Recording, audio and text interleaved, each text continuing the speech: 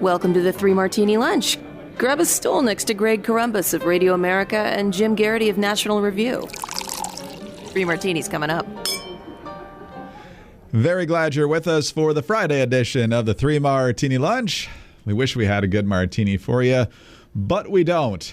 These could all be chalked up as bad martinis, but they certainly have some crazy element to them as well. Jim, let's jump right into the first one.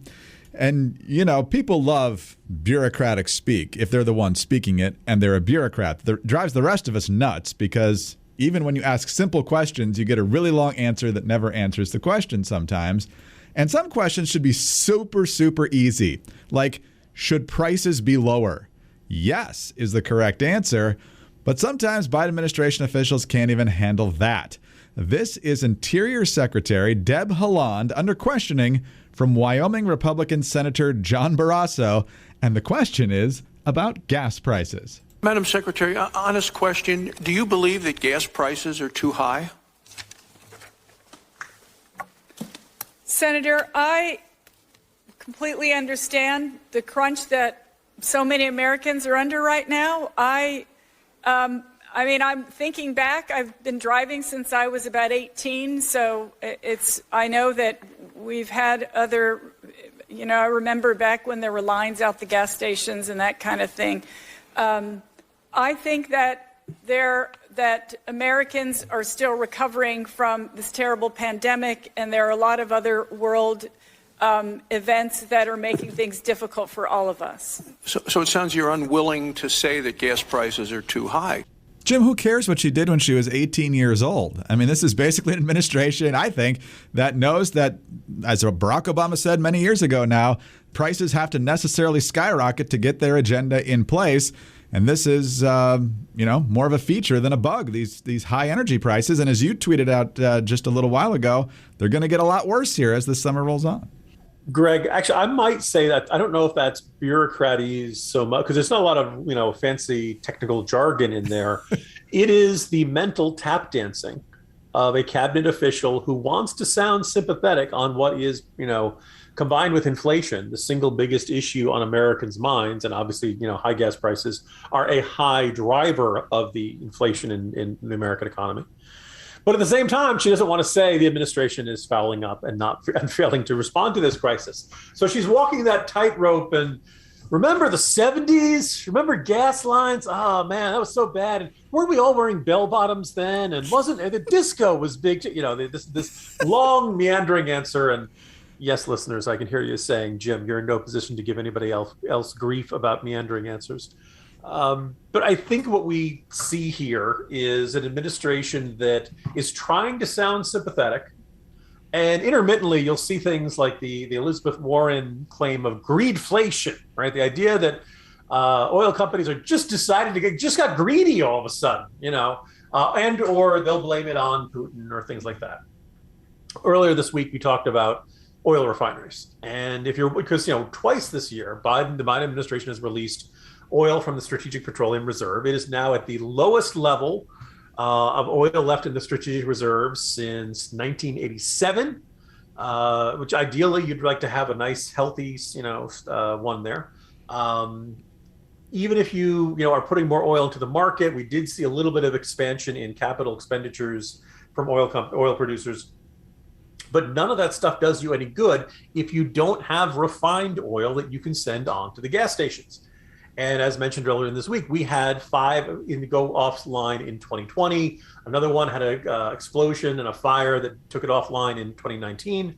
And oh, by the way, there's one more fairly big one that's supposed to go down at the end of 2023. There is some good news. There is a proposal for one in North Dakota that should come online in 2023, but that one will be smaller than the one in Texas that's going offline by 2023. So the numbers are in fact moving in the wrong direction, not the right direction.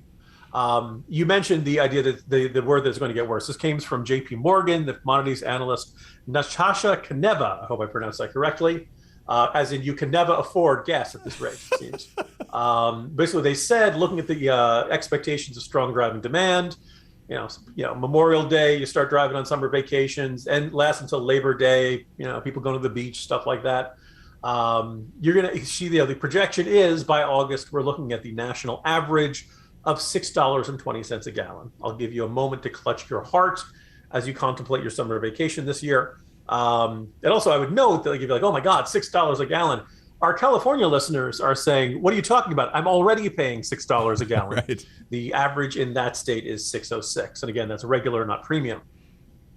So if, California is always $1.50 higher than the national average, by August, California could be looking at $7 a gallon, $7.50 a gallon. National, the average in the state, if you happen to, God help you, if you live in an expensive part of the state, like San Francisco or LA or something like that, you'll probably be paying something like $8 a gallon. Greg, I don't know about you. When I hear that, I'm usually thinking of like quasi-apocalyptic scenarios in dystopian sci-fi books of society starting to collapse because of energy crises and stuff like that. I mean, I don't think it would lead to a societal collapse, but I think most people are looking at this saying, oh my God, $4. First of all, in every state, it's now $4 a gallon minimum. A whole bunch of us are paying $5. And if you're in one of the higher states, particularly if you have a higher state gas taxes, you're looking at $6 a gallon. Remember, these are all prices for regular gasoline. Diesel is, much has been more expensive lately. And diesel is what is used to ship everything to the stores that you buy. Everything you buy gets to the stores through diesel fuel. This is all really, really bad. And right now, is the Secretary of the Interior the point person for the administration on energy prices? No, Jennifer Granholm should be getting more grief about this. Maybe Pete Buttigieg. But this is an administration that doesn't want to really get into this and prefers to say, we feel the pain. Remember the 70s? No, it's utterly absurd. Mrs. Columbus and I were out in San Diego at the end of March, and it was $6.39 for the cheap stuff at that point. But, that could have been one of the more expensive parts of the state. But, you said $6.20 a gallon. Just if you have a 15-gallon tank, $6 a gallon, that's $90 to fill up. And I'm not going to do the math on the 20 cents, but that's more. A lot. It's going to be more. But, you could have, yes, it's too high and we're working on it or something. These people just aren't up to all these crises. We saw the national security team with Afghanistan. We're watching Granholm, Buttigieg, now Haaland. Where are the experts here? The real experts, not the ones they tell us are experts. Mayorkas stinks. Who's on the job for this administration that you're like, if something hits the fan here, I think that person is going to be on top of it? Greg, forgive me if I've mentioned this before. I know I mentioned this on Editors lately. So in the first year of administration, new president comes to town, a whole bunch of energy and excitement, and usually they get the A list, so to speak, for their cabinet. The very best folks, because when you're a new president, almost everybody in the country is willing to work for you, eager to work for you. You're deluged with resumes. Respected, smart, accomplished people are willing to step away from lucrative private sector careers and step in and be a cabinet secretary for a certain couple of years. Then usually, a presidency hits troubles in the midterms. After 2 years, you start to see a little bit of churn in the cabinet and staff around the president.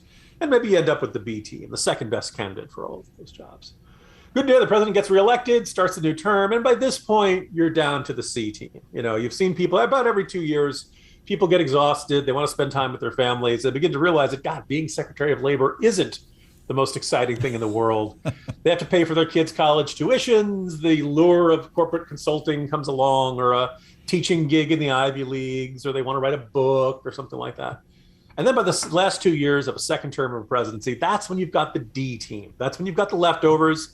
That's when you've got the loyal soldiers who've put in their time and deserve some sort of reward, and or the acting secretaries, acting commissioners, stuff like that. So generally by the last years 7 and 8 of a presidency, that's when you've got kind of the dregs.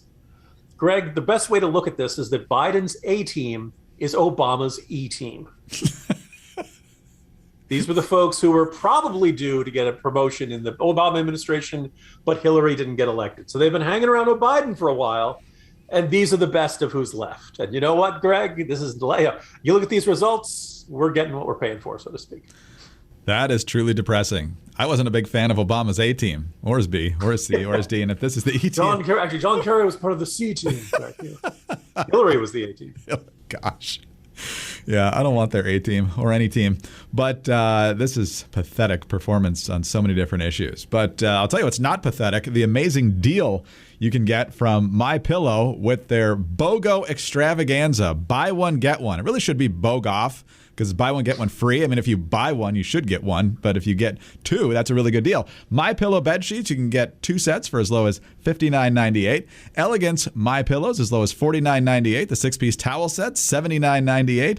And the Roll and Go Anywhere MyPillows starting at 2 for $29.98.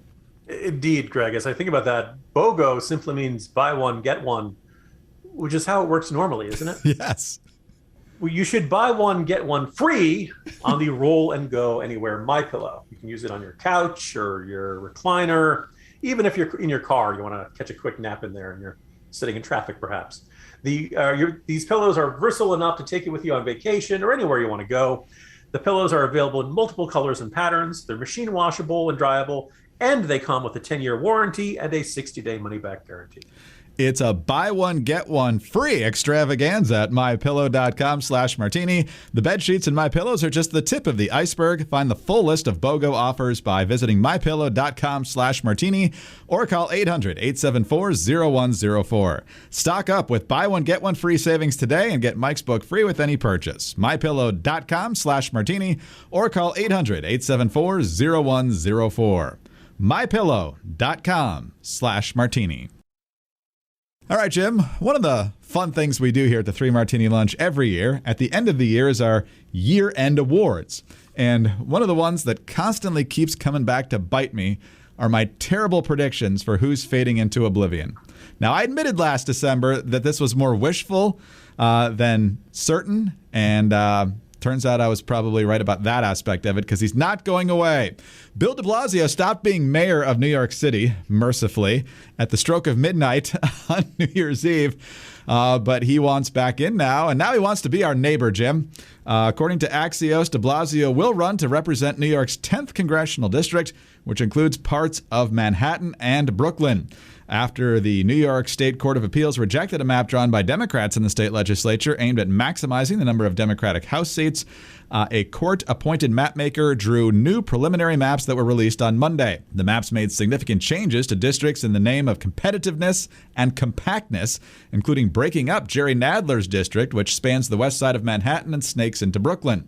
In the new map, Nadler would be placed in a contest against fellow Democrat Carolyn Maloney, leaving a lower Manhattan Brooklyn seat with no incumbent and a massive bench of Democrats waiting in the wings. So, Jim, I don't know if he's going to get the nomination. I think the rats in New York City are more popular than him, so I think actually getting elected could be tough. Of course, if he wins the primary, he's probably going to sail into it. But why won't Bill de Blasio just go away?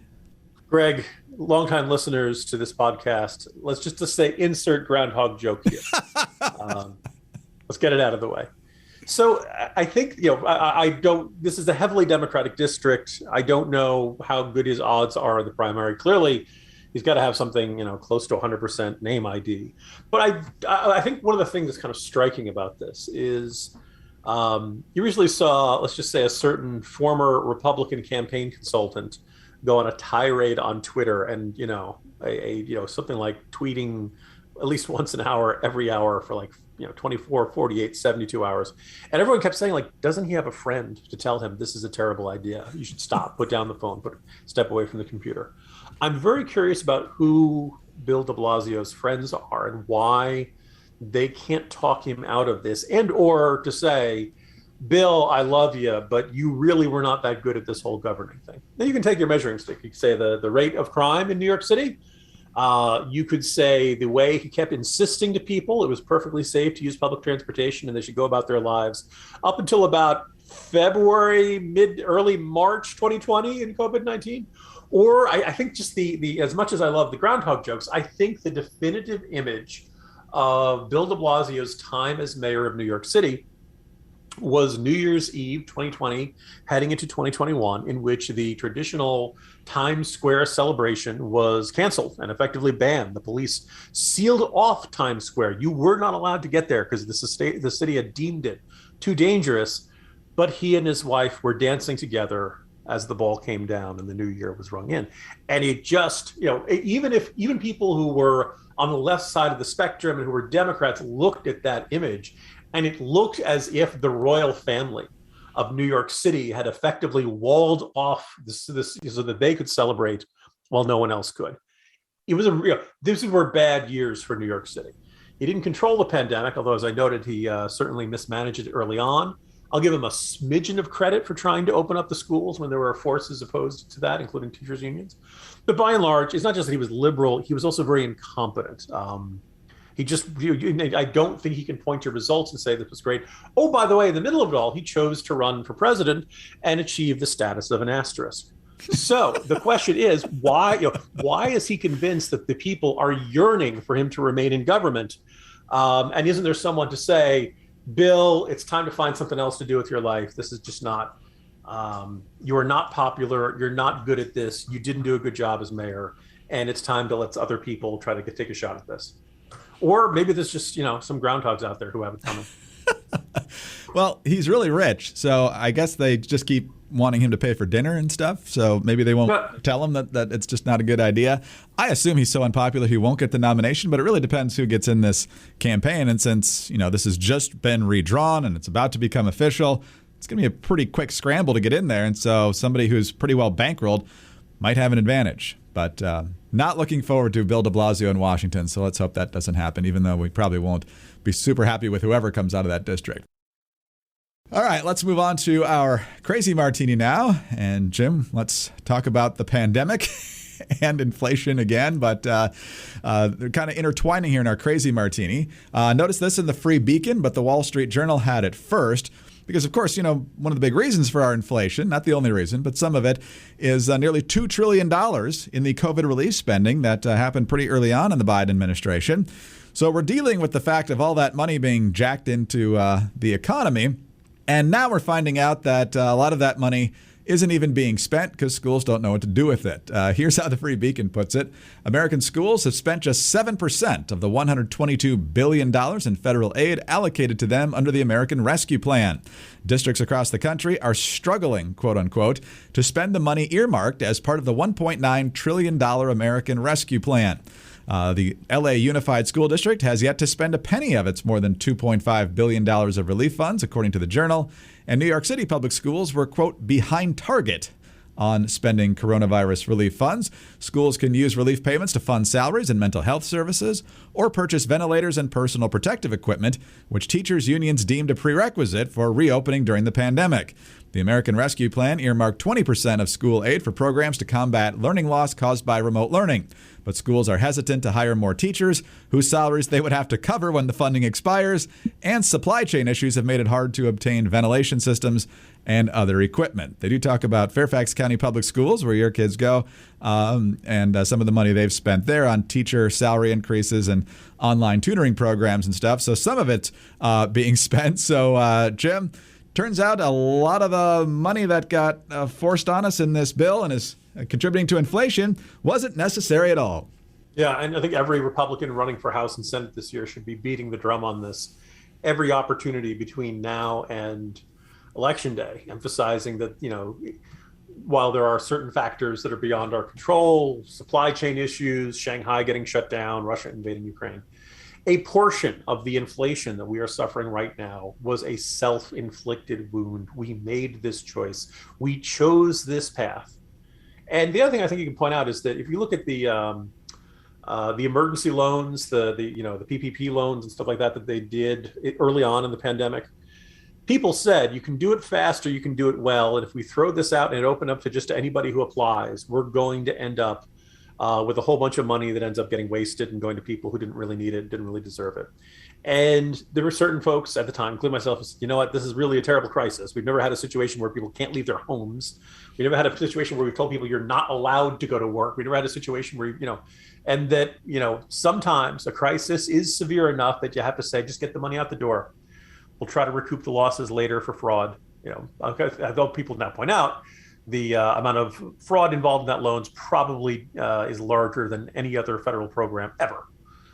So we did indeed pay for it. They're trying to prosecute people. Apparently they raided the house of some minor celebrity in LA recently. So, we kind of knew that going in, but you could make the argument that the circumstances in May and early spring 2020 were so bad, we had to do this even though we knew some of the money was going to be wasted.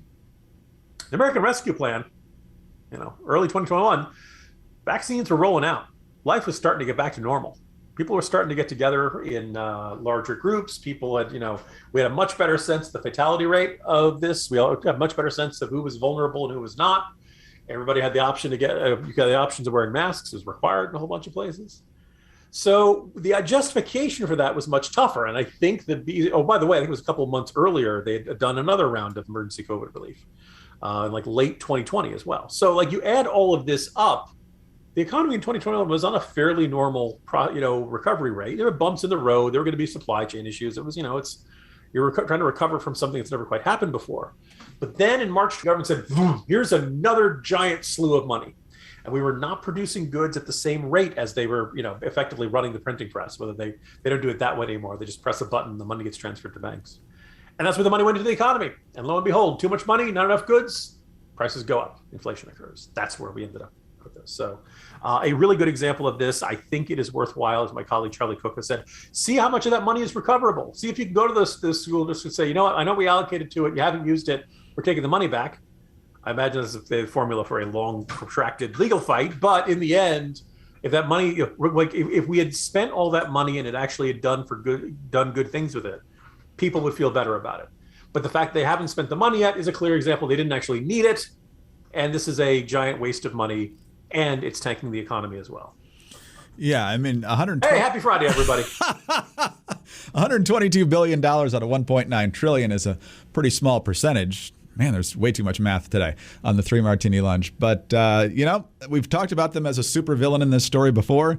The teachers' unions, they forced all this. They made this and got all this into the bill. And it turns out they either didn't need it or didn't know what to do with it. So, Jim, the teachers' unions just covering themselves in glory day after day after day. Do we dare say, way to go, teachers' unions, way to go? Oh, yeah. Oh, yeah. Make that a big issue. Actually, that's even right. There are things to like about Nevada. No, they are a supervillain at this point, Weingarten and the whole lot of them. But anyway, on that glorious note, Jim, have a good weekend, and we'll see you on Monday. See you Monday, Greg. Jim Garrity, National Review. I'm Greg Corombos of Radio America. Thanks so much for being with us today. Do subscribe to the podcast if you don't already. Tell a friend about us as well. Thank you so much for your 5-star ratings and your kind reviews. We love those, and they are a big help to us. Get us on your home devices. All you have to say is play 3 Martini Lunch podcast. Follow us on Twitter. He's at Jim Garrity. I'm at Dateline_DC. Have a great weekend, and please join us again on Monday for the next 3 Martini Lunch. This week on the Federalist Radio Hour. The left would, of course, counter and say, well, listen, the sort of political establishment swindled everyone into paying these really high rates. So, in fact, it's just to sort of forgive this illegitimate debt to begin with. But, you're sort of stripping people of their own agency and decision-making powers in order to make that argument. I'm Emily Jashinsky of The Federalist. Subscribe to The Federalist on iTunes or wherever you get your podcasts.